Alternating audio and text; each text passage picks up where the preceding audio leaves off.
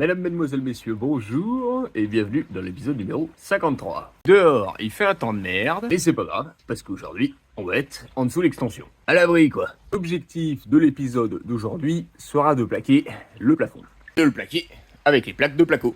Logique. Avant de commencer à installer tout ça, laissez-moi vous expliquer un petit truc. Vous commencez à être au courant de ma patience légendaire. Vous vous doutez bien qu'une fois que j'avais posé le pare-vapeur, j'ai pas pu attendre pour essayer de poser une plaque. Sauf que j'étais tout seul. Et j'ai quand même des plaques qui font 1m20 par 2,50, et vous vous doutez bien que malgré le fait que ça ne soit pas non plus extrêmement lourd, pour une seule personne, même avec toute la volonté du monde, ça pèse son poids. Même en étant allé chercher sur internet des techniques pour installer des plaques de placo au plafond tout seul et sans lève-plaque, j'ai pas réussi. Déjà parce que 90% des techniques, c'est des techniques où ils se servent justement du placo qui est déjà installé sur les murs autour, et donc c'est forcément plus facile, et comme j'ai pas installé les murs autour, moi je peux pas le faire. Et que les 10% restants nécessitent un lève-plaque. Comme j'ai pas envie d'utiliser notre argent pour l'allocation d'un lève-plaque, je vais pas en prendre. Et du coup,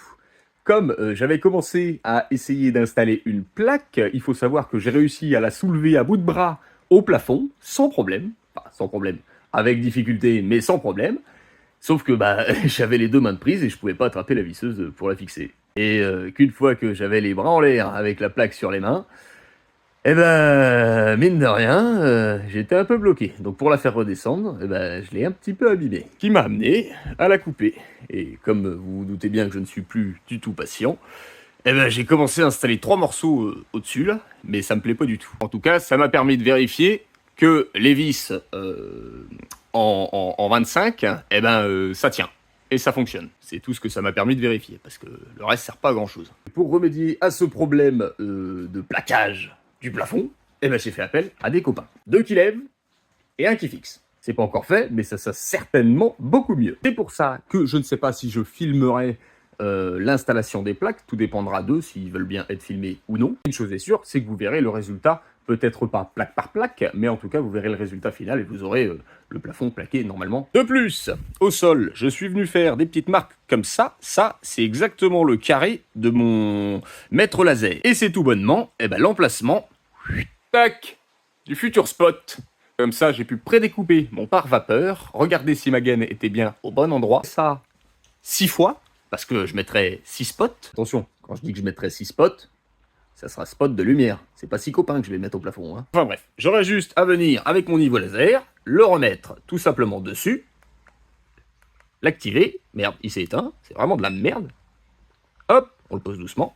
Et ensuite, j'ai le point rouge au plafond, qui est pas du tout... Pourquoi? Ah, parce qu'il est pas dans le bon sens.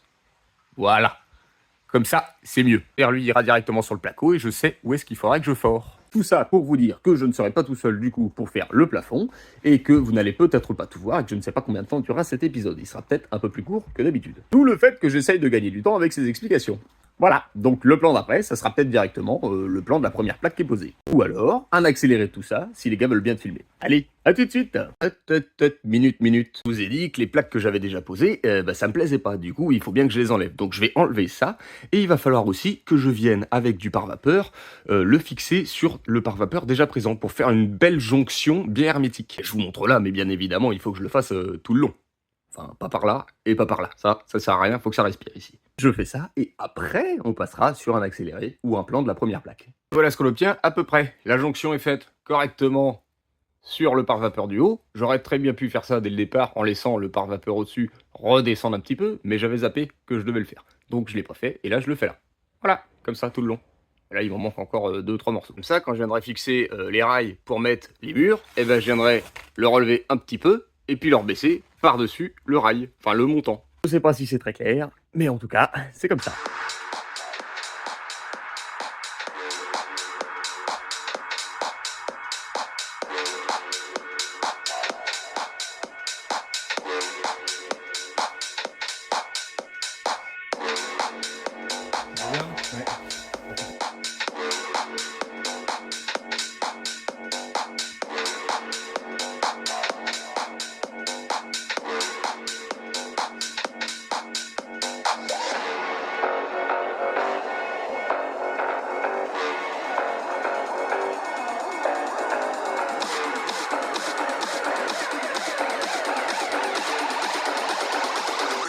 bounce on the dance floor.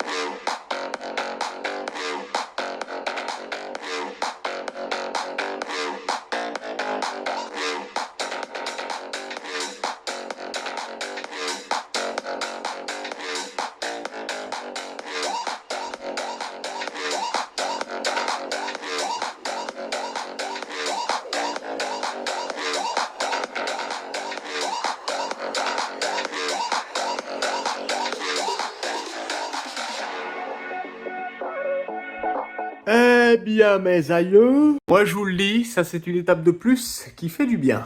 Tout n'est pas parfait, mais au moins on a posé toutes les grandes plaques principales. On a fait un tout petit peu de casse, c'est pas grand chose, de toute façon ça se verra pas. On n'a pas forcément réussi à tout coller partout correctement, parce que vous avez pu le voir sur les accélérés. Il y a certaines plaques qu'on en a chié un peu, surtout quand on était que deux. L'idéal, c'est deux qui portent et un qui fixe. Là, il n'y a pas de problème. Encore plus idéal, c'est d'avoir un lève-plaque. Mais j'en ai pas. Il me reste encore à mettre quelques vis un petit peu partout. Et également mettre des renforts. Comme ça, en découpant des petits bouts de fourrure. Surtout à ce niveau-là, dans les coins, où il va y avoir des raccords pour être sûr que tout soit à peu près au même niveau. Bien sûr, après, il faudra finir de plaquer ce qui est encore apparent au niveau du pare-vapeur. Ça, normalement, je pourrais le faire tout seul. Normalement. Et je l'ai fait tout seul, nickel chrome. Je suis venu mettre des renforts correctement dans les coins, j'ai bouché les petits trous avec des chutes qui me restaient, j'ai fait des découpes carrées au poil. Oui, je vous le concède, c'est vrai qu'on a mis quand même beaucoup de vis. Comme on dit, mieux vaut plus que pas assez. Après, moi, je suis très content du résultat final. Même si je sais que une fois que tout sera enduit, peint, bandé et compagnie, je pense qu'il y aura des défauts qui seront légèrement visibles. J'ai essayé d'en rattraper un maximum avec l'enduit et le ponçage. Et je sais qu'il y a certains endroits, certaines jonctions, que, à mon avis, ça se verra même avec la peinture. Mais c'est pas bien grave du moment qu'il n'y ait pas un gros trou au plafond. Et puis j'aime bien là, ça sent le placo, ça sent l'intérieur, ça sent un chantier bien avancé, j'aime bien moi. Et surtout, au niveau du son, on commence à avoir une résonance. Et ça, c'est top. Parce que comme l'odeur, ça me donne l'impression d'être plus proche de la fin que du début. Tout compte fait, j'ai réussi à faire un épisode plutôt correct en termes de temps. Ça, c'est cool aussi. Autant pour vous que pour moi. Avant de vous quitter, je voulais remercier les gars d'être venus me filer un coup de main. J'ai été très heureux d'être présent pour la première fois de Marvin avec une visseuse. Attends, je suis pas sûr de celle-là. Enfin bref, en vous souhaitant